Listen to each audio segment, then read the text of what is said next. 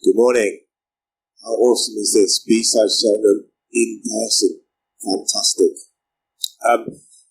Thank you everybody for coming. Thank you for the organisers and organising B-side Cheltenham. Fantastic to be here. Really sorry to hear about the other keynote who was supposed to be here has got COVID. Hope they're well. Hope they're getting better. Today I'm going to talk to you about war stories of a social engineer. For those of you who don't know me, my name is Pritchard. I work for an American company called Lorez. Now, we don't know whether we call it Lorez or it's called Lars in the American way. I'm not sure.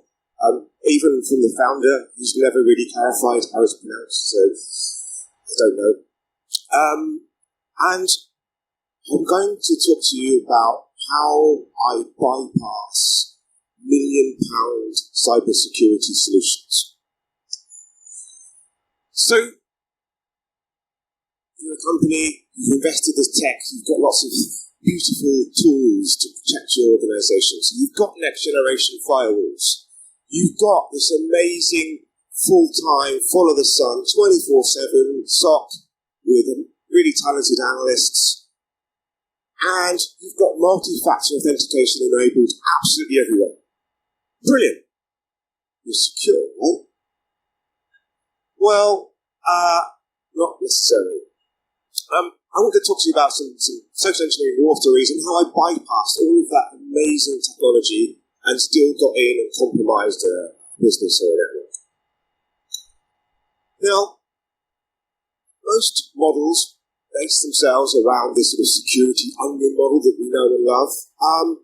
But what I see predominantly in the security onion model is something missing.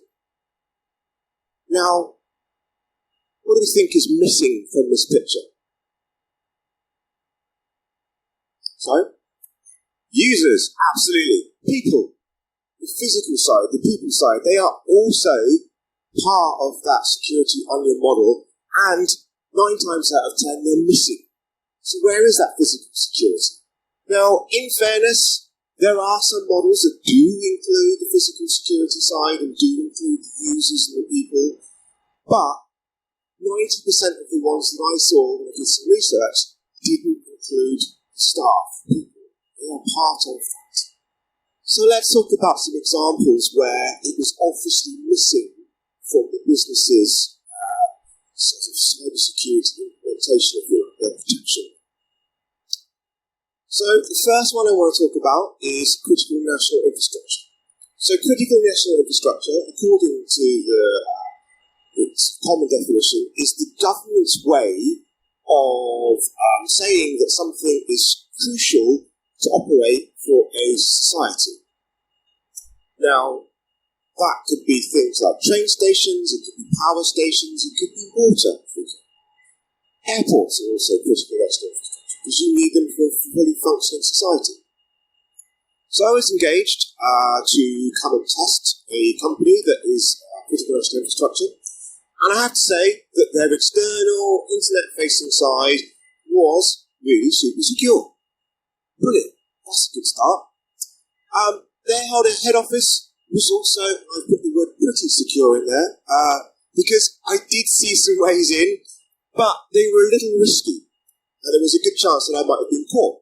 And so I thought, okay, maybe I don't want to do this like day one, week one, whatever. What else is there? What else could I get to that would allow me to get into this company? And what I found was that there was a satellite office. That wasn't quite so secure. And so I thought, right, I know how I can get in here. And I constructed a pretext, i.e. a story as to why I should be there. And I drove up to a very high secure barbed wire fence with a big electronic door, sliding gate thing. And I rang the intercom, and I said, "Hi, it's Leon from the IT network team here." And I heard, come back on the intercom, and I thought, oh, is he asking me more questions? And then all of a sudden, open sesame, the door opened. Oh, okay. And that was pretty much the look of surprise on my face as well when the door opened. Because I literally just said, "Hi, it's Leon from the IT network team." Door opened. Okay. So, get in there, and I get into the office, and I start talking to the on-shift engineer, who was the guy who was basically in charge of that particular satellite office at the time. And what was really nice was he made me a cup of tea, and we sat talking. Now, he had a little bit of an issue with the IT team, which he was happy to talk to me about, whilst having a cup of tea, which was very nice of him to make as well.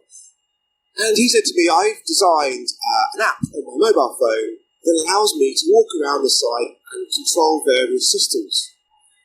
And I went to the IT team, and they said, no, you can't have this. You can't have this. It's a security risk.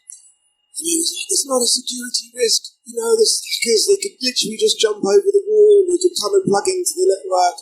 And all the time, I'm trying not to spit out my cup of tea because I'm literally sat there listening to him telling me about a hack. And then I thought, well, you know, what does a hacker actually look like? Because your threat model isn't obviously my threat model, it could be different. And I think his expectation was basically this: someone jumping over the fence in a black hoodie and, you know, middle of the night type stuff. And in reality, what he actually got was this. Okay.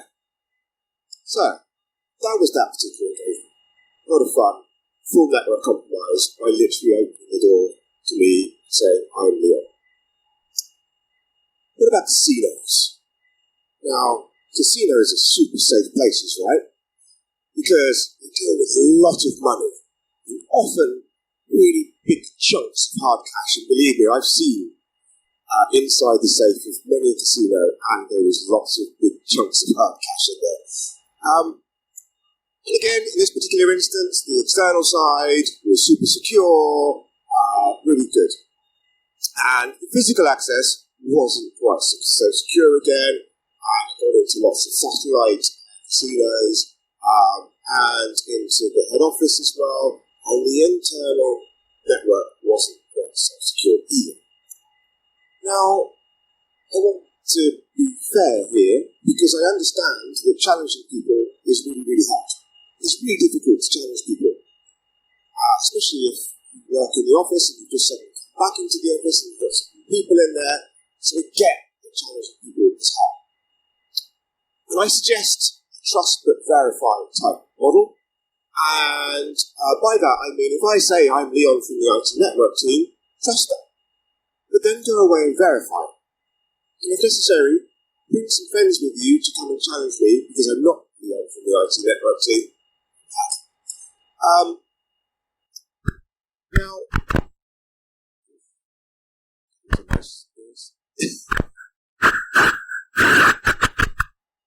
that isn't me. Yeah, effectiveness, yeah. Going away with another. So that trust but verify model is really good. It's really important. But of all the people in the organisation who has got the clout and the authority, and is the highest person in that company to be able to challenge me, the highest one is probably the HR director, right? Because they should know everybody, probably, and they've got lots of authority. Unfortunately, in this particular instance, that was who let me in. I thought, this is not good. And I literally went up to them and said, hey, it's Leon from the IT network team again. And I'm from the other office, and my swipe badge doesn't work in this one. Is it okay if you let me in? And they did. And let me in. So I want to talk about badges, for example. So the contractor badge that I'm wearing here, I'm wearing on purpose. I do have a nice collection of badges back at home. I don't wear all of them at once, obviously, to get into places, although that could be an interesting test. Badges are really interesting, because if your company needs to wear a badge, then they will probably do so in a very particular style. They'll probably wear them as a lanyard around their neck, or they'll have them on a pulley thing coming off of their hips, and it will look in a particular way. Now, this one's got the word contractor written on it, and I wore this one for a very specific reason. So I was engaged a little while ago to come and test a US company, now an American company, who had an office in the UK. And I thought, okay, how am I going to do this? I know, I'll say I'm a contractor, right? So I get my contractor badge out, I walk into the office, and someone says, oh, are you in the right office? And I said, yeah, I am in the right office. This is this office company name here at the company. He said, oh, yeah, that's right. And I went, oh, hi, I'm Leon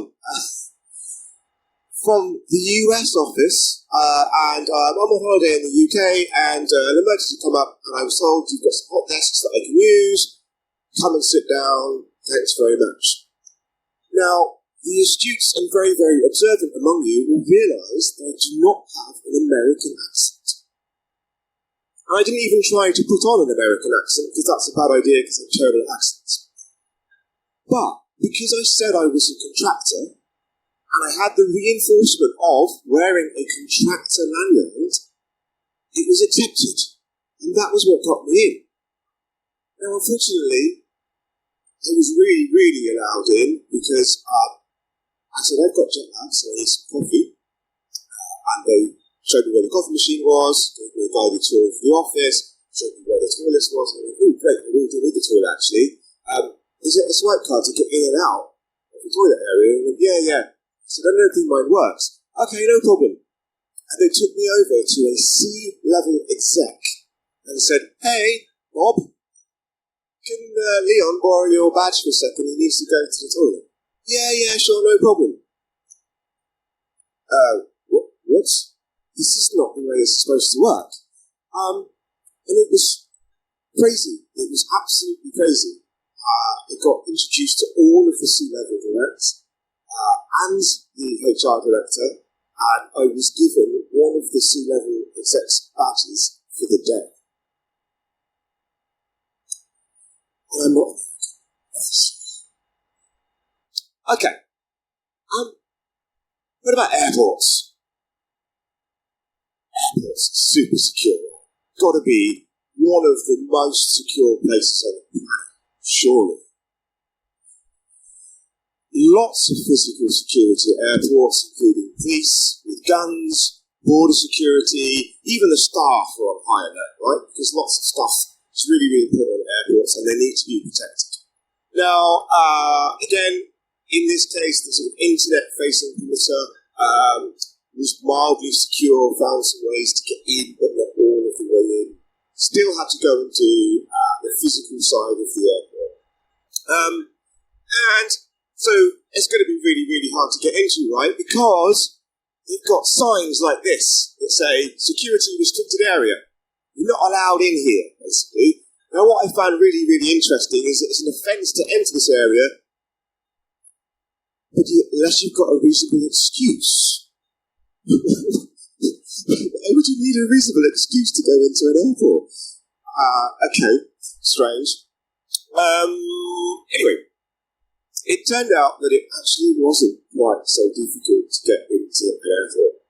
And I'm not just talking about walking in and going up to a ticketing desk. I'm talking about all the way in to an airport and to the places that I definitely should not be. In fact, I couldn't believe how easy it was to get into the places that I shouldn't have been. And so I went out, and I came back in again. And it was still easy. I thought, no, there's something wrong here. Somebody's missed something, or I've just been totally lucky, fluke. It's a fluke. So I went out, and I came back in again. And I went out, and I came back in again 5 times. And in the end, the CEO said, we give in. We're calling this. And I think it was about 2 o'clock in the afternoon on day 1, they called it.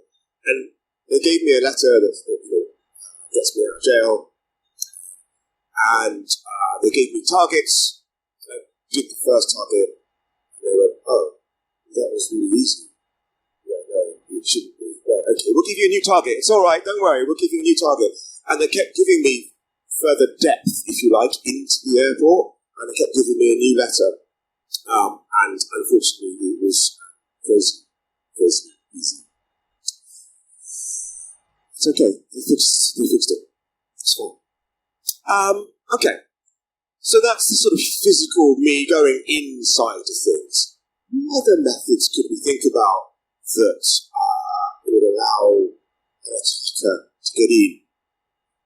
And I want to talk about one other office that was a really, really interesting job.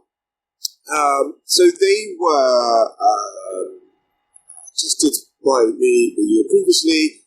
Again, I got in, unfortunately. But what was great was they made massive improvements since the previous test. So they read my report and they went, oh, okay, we'll do all these recommendations. Brilliant. That's what every tester wants. Every tester wants you to go and take those recommendations on and implement them. Fantastic. So they made all these improvements. And I looked around, I did some reconnaissance on the site, and I thought, this is going to be really difficult. Because they've made these changes that I told them to do. This is going to make my own job harder. But great. And then I noticed some stuff, and I knew as well that they had complex, minimum of 16 character passwords, which they enforced really, really well, so that was really good. But then I noticed that the outside of the building, and it's a 4-story building, I think, is glass. From the floor to the ceiling, on each floor is just glass. I thought, that's really interesting. And we're in a built-up city, and there are some things opposite, really close, that I thought, okay, I need to think out of the box a little bit here about how I could try and get into or compromise this company. And what there was a hotel literally across the street from where this office was, and I hired a massive zoom lens camera, which cost about £4,000 just to hire, not to buy, just to hire, and I attached it to an amazing Canon EOS 5D lens, I think it was, camera, sorry, and put it on a monopole. And if anybody wants to do this, don't hire a monopole, because those lenses are super, super heavy. And if you're standing there with a monopole with a super heavy lens on for 4 or 5 hours, it aches. Get a tripod. Lesson learned. And I went to the hotel and I went, hi, I need to buy a room, rent a room, whatever. And they went, yeah, sure, no problem. Yes, just one night. Yeah, no problem. I want that room just there. And I went, okay, yeah, no problem, fine. And what I did is I went, hired the room, and I didn't stay in the room that night, but the next morning I got there really nice and early, stood there with my monopole and the camera lens like this, and I was looking down and I put a UV filter on and I could see through the glass. And I could see clear enough that I could capture people's complex passwords as they were typing them in. And that's how I got into the That's how I say that right from the outside. And I don't think that's often thought about when you've got them hissing glass buildings who look fantastic. But yeah, that was how I compromised that particular company. In fairness, they didn't have MFA at the time, so it was easy for me to get in from the outside using their VPN solution. But interesting. So, what other perimeter sort of solutions do we see commonly? Obviously, we see VPN solutions, we see remote desktop quite commonly now, and obviously webmail. And what do most people put on these days to protect those things? And that is multi-factor authentication, right? Now, we all know NFA is great. It's a fantastic thing to have, but it is just one part of your security onion, if you like, your protective measures. Now, for those of you who haven't seen MFA, it normally configured in 2 ways. It's normally a push notification, which you then approve on your mobile phone, or it displays a rotating code, 62 codes on your mobile phones. How can we bypass those? because we come across this a lot when we do tests.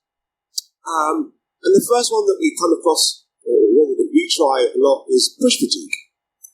And push fatigue is either I will try and log on at the same time as my client, and I will try and get them to approve my push notification. Now, they probably had one or two, and hopefully I got it at the same time as they potentially log on, and they think, oh, just logged on, but I've got another push notification. Oh, it's probably the system making a mistake or something. I will approve. Thanks very much. Leon from the IT Network team is in the network now. Thank you. So that's one way. And then the other way is you just keep on sending them push notifications until they get really, really bored and they accept and they're bombarded with all these push notifications. And I have to say, that happens a lot. That is a really successful method that we get into companies. So be warned about that one. So that's the push notification. Now, some companies have got the 6-digit code, the rotating code. Great. How can we get around that? Because that's really complicated. You've got the 6-digit code, it's on their phone, and I'm nowhere near them. So I'm not going to be able to see the code on their phone. I don't get that.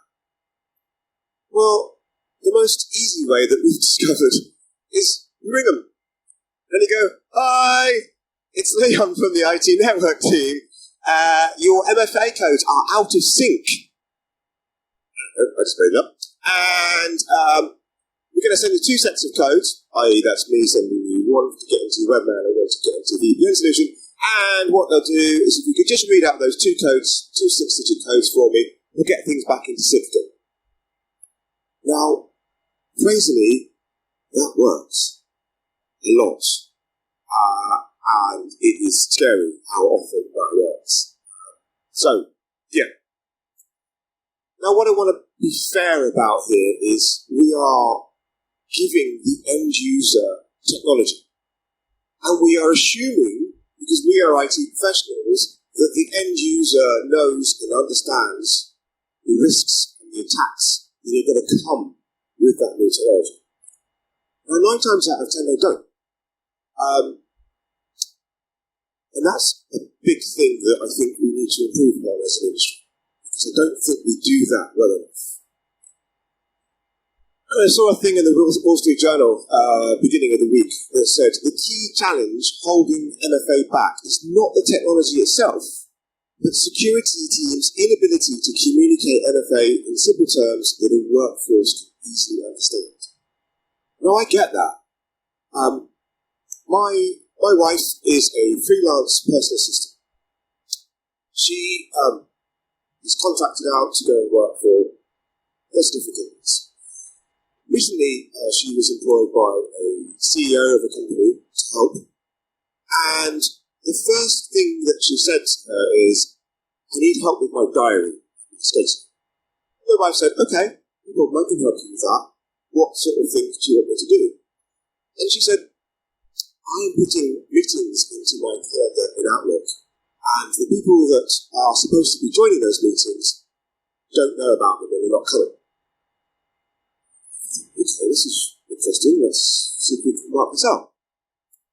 She looked at the calendar invites, and she didn't know, the CEO didn't know that she had to put the name of the people that she wanted to invite to the meeting in there and send them the invite. Now, if the CEO doesn't know that, what hope have they got if we give them MFA? None. We need to educate them. We need to tell them about these things, and we need to help them understand risks and attack the physical with these things. So let's talk about some solutions, if you like. We talked about that security onion at the beginning of it. You need to make sure that physical, social engineering, and users are in your security onion. It's really, really important. It is such a massive part. If you've got all of these amazing £1 million cybersecurity solutions, and I can bypass them by walking into your office by pretending to be Leon from the network team, that's definitely an issue. I saw some research published literally yesterday, I think it was, that says we are going to spend £133 billion in 2022 on cybersecurity solutions. £133 billion. If I can bypass them by walking in, it's not money well spent. It's because we're only focusing on technology. We need to focus on people as well. They're part of our security solutions. And the same thing again, don't just dump tech on end users and expect them to understand all of the new risks and attack surfaces that come with that. Sure, things like security awareness campaigns are really good, but 9 times out of 10 they're focusing on spam and phishing attempts and things like that. They're not focusing on people coming into the office and going, "Hi, I'm Leon from the IT network team." So think about that when you start doing your security awareness. And also encourage and empower people to challenge. And again, if you're not comfortable with it, do the trust but verify model. Trust what the person is saying to you, go away and verify. I was talking to someone last night, and one of the questions they asked me is, have you ever been successfully challenged? Have you ever been caught? And I said, yes. And it was brilliant. We got into an office in Edinburgh, and I said it was from the London office, and sat opposite somebody, and I said, "Hi, I'm Leon from the London office." And I could see him peering around the monitor like that, and looking back at his screen. Peering around his monitor. I thought, brilliant. I'm going to be caught here. This is fantastic. I'm really pleased about this. And what he'd done was he'd used the trust but verify model, essentially, and they had an internal wiki with employees' pictures on it. He looked at me, and he looked at his employee's picture on the webpage. The two were not the same. And I knew as soon as he started peering around the monitor, yes, I'm going to be caught. And yep, sure enough, 5 minutes later, 2 people appeared by my side and went, "Who are you again?" And I said, "I'm not who I said I am." And that was great. Now, what was really important for me is in the report that I delivered to the client, I called out that person.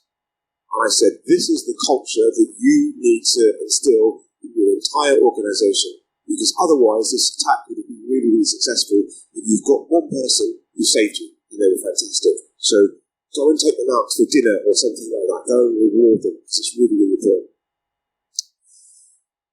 And then think about how you can include all of these attacks in your security awareness. Because at the moment, what I'm seeing in businesses is we're focusing on spam, we're focusing on phishing attacks and things like that. We're not focusing on Leon from the IT network team ringing up for your MFA code. We're not focusing on Leon turning up and going, "Hey, I've come to fix your internet because it's running slow today." So think about that sort of stuff and include it in your security awareness. Okay, that is it from me. Has anybody got any questions? You may have to shut them up. I'll probably repeat it if somebody wants to else do. You go on.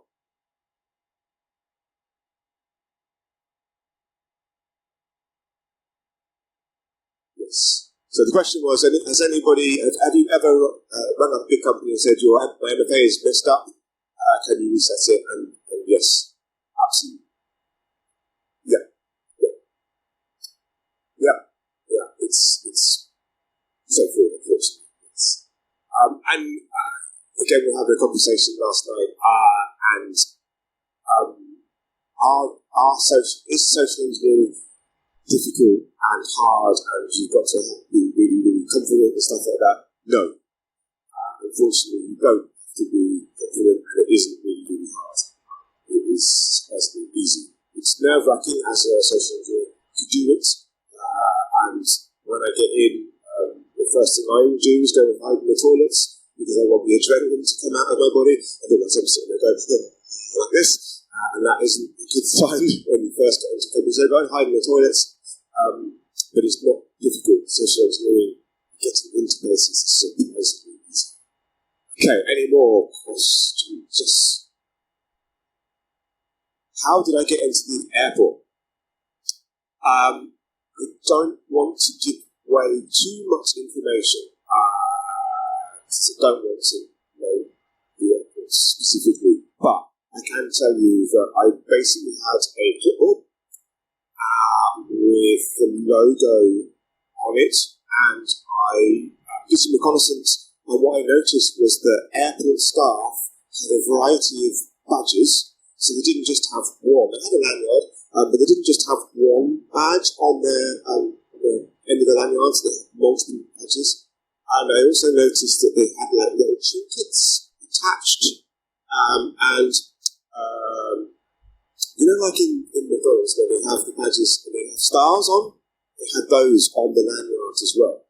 And so I just replicated that.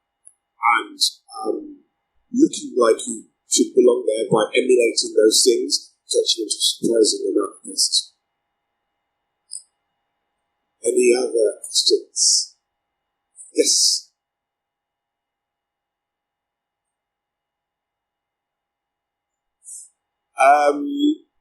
He actually had to pay for it because my credit card at the time didn't cover £4,000. I think because it was a rental and I was going to get the £4,000 back, it was basically an insurance cover rather than it cost me £4,000. I think it cost about £1,000 to actually rent it, but they wanted £4,000 to cover the cost of me potentially breaking it. I think when I said it's only £1,000, but we need £5,000 in total, it was you're going to get £4,000 back. So I broke it, and he was fine with that. So that was we got it. Some more questions in the back. Will this mic work all the way over there? Okay, I will come over to you. Hit the belly on music. So put your hands back up again. Right. Okay, so the question was, how did the password that I saw through the camera lens gain me access to the building? It didn't get me access to the building. My job in that particular engagement was to get compromised their network. And they had the external VPN solution.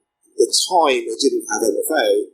I knew who the user was because I did some reverse image searches with their face from the photos, which worked. And then I'd obviously got the video of them typing in the password. So I've got the username, got the password, then got to the video. That's it. There was another question back here.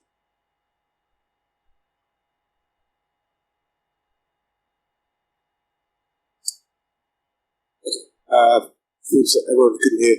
How frequently do I use social media for targeting people and seeing things like that?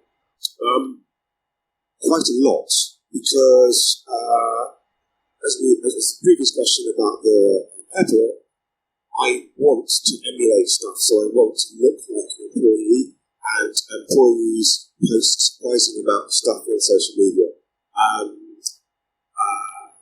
A massive supermarket chain that was very well known has got lots of offices around the world, and I had to go into a couple of foreign countries to do their offices, social media, Facebook posts of the inside of their offices, and them hanging out together on these other celebrating sales victories and things, and that was fantastic for me because it gave me pictures of all the badges, and they look like this. So yes, social media is useful. Yep.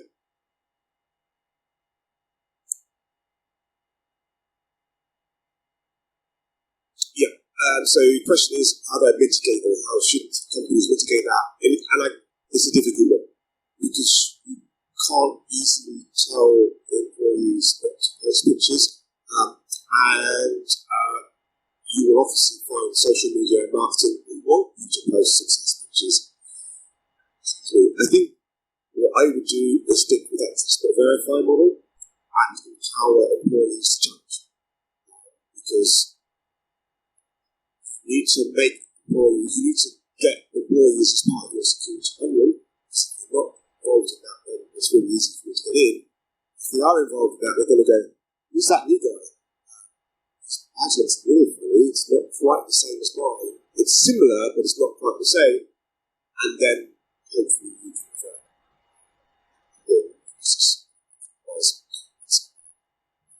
But I agree, it's very difficult. Don't do a solution. Some more questions?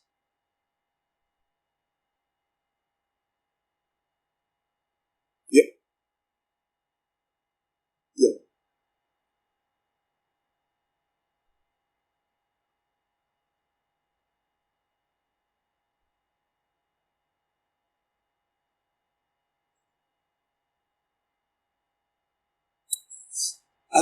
Yes. So the question is, has hybrid working or remote working factored into social engineering? To a degree, yes. Because I'm now relying on MFA tokens, getting MFA tokens in some way, a lot more than I was. But there was still going to be an office, or potentially a data centre. Not everybody's adopted the cloud yet. So there's still going to be something physical for me to try and get into. But yeah, it is shifting me towards getting these MFA tokens, which is exactly where I want to highlight the risks of them. Yeah.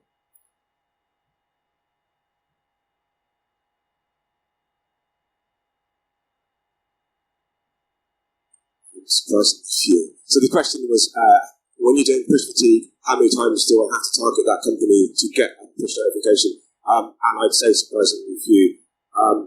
People get very, very bored of their phone going, bing, approve, bing, approve, bing, approve. And eventually they go, just approve it. They do, and then it stops it from binging, and then they approve it. So yes, yeah, so surprisingly few, I would say less than 10. And the 6-digit code, from my point of view, the 6-digit code is better, because it's more difficult for me to get hold of.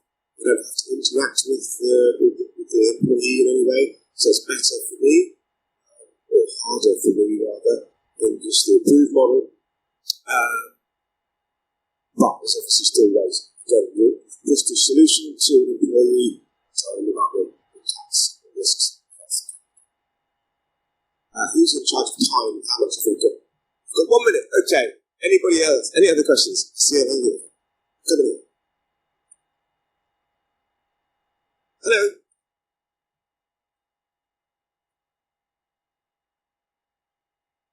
No.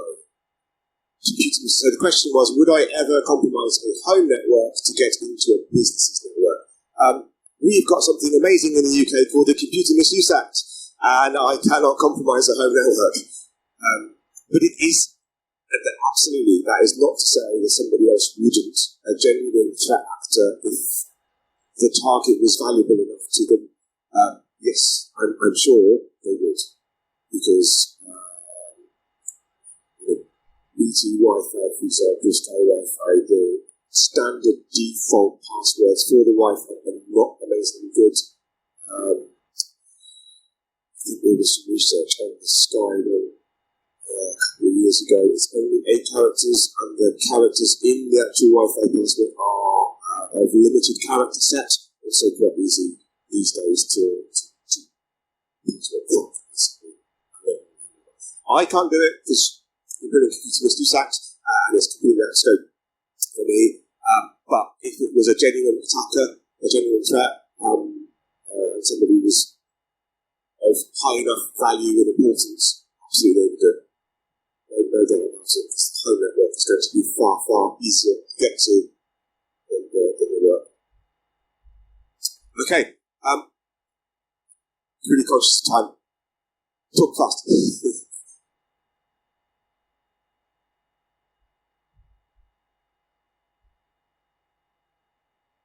I haven't done any stuff with deepfakes things. I can see how it would be useful for a social engineer, especially when you're talking about CEO type fraud. Can you approve, I'm out of the country, can you approve this PO type stuff? If I wanted to try and do that sort of stuff, I don't often get asked to do that sort of stuff. But if I wanted to do that, I would absolutely use some kind of voicemail technology with a deepfake to emulate the CEO's voice to then call the person in finance to approve that PO. That's what I would do. I've never done it. Not really easy. Okay, I'm really conscious of the time. Thank you very much. some links on there to contact me if you want to. I did a talk at DEF CON about high-breaking to airports, casinos, and infrastructure. Worth having a look at that as well. And if anybody sees me around today, please come and say hi. Please come and ask me questions. You seem very approachable. And just come and talk to me and ask me whatever you want to talk to me about. And if you don't want to talk to me in person, give me a shout on Twitter or LinkedIn. Thank you very much. Enjoy the rest of your day.